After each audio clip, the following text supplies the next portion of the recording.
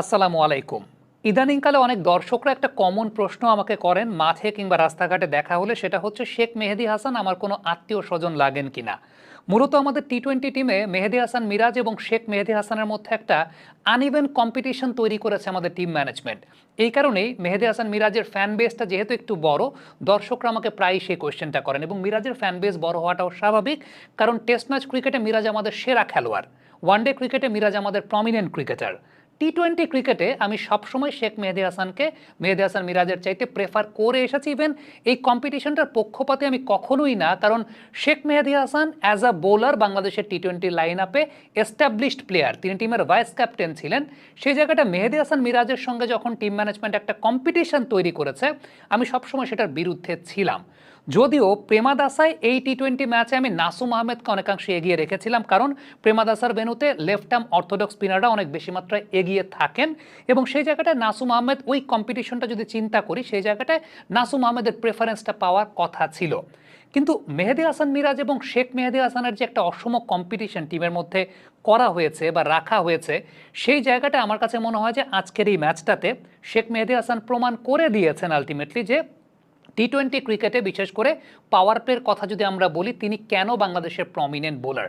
কিন্তু সত্যি কথা কি জানেন, একটা ব্যাড ডে যাবে শেখ মেহেদী হাসানের, আবারও ফেসবুক বলি, সোশ্যাল মিডিয়া বলি, সব জায়গায় সয়লাভ হয়ে যাবে শেখ মেহেদী হাসান চলে না। আমি আমার ব্যক্তিগত ইউটিউব চ্যানেল যেটা আছে সৈয়দ সামি, সেখানে গেল দুদিন আগে একটা অ্যানালাইসিস করেছিলাম। সেখানে আমি বলেছিলাম যে ভাইস ক্যাপ্টেন কেন আসলে টিমের দ্বাদশ খেলোয়াড়, বা ভাইস ক্যাপ্টেনের সাথে কেন মেহেদী হাসান মিরাজের একটা অসম কম্পিটিশন তৈরি করে দেওয়া হয়েছে।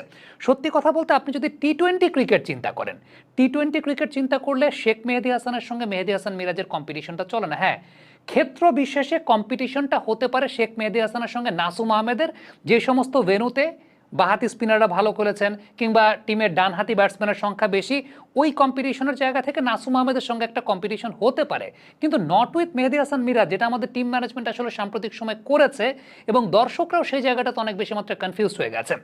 শেখ মেহেদী হাসানের সবচেয়ে উল্লেখযোগ্য ব্যাপার আমি যদি বলি যে আমাদের তো খুব গোল্ডফিশ মেমোরি, গেল 1-1.5 বছর ধরে পাওয়ার প্লেতে তিনিই কিন্তু আমাদের সেরা বোলার। আপনি যদি নিউজিল্যান্ড সিরিজ থেকে শুরু করেন, সেখানেও তিনি ম্যান অফ দ্য ম্যাচ হয়েছেন, দুর্দান্ত বোলিং করেছেন। ওয়েস্ট ইন্ডিজ সিরিজে তিনি ম্যান অফ দ্য সিরিজ হয়েছেন এবং পাওয়ার প্লেতে আমরা দেখেছি নিকোলাস পুরানকে কীভাবে নাকানে চুবানি খাইয়েছেন, নিকোলাস পুরানের উইকেট নিয়েছেন মাল্টিপল নাম্বার অফ ওকেশনস, পাওয়ার প্লেতে দুর্দান্ত বোলিং করে দিয়ে গেছেন।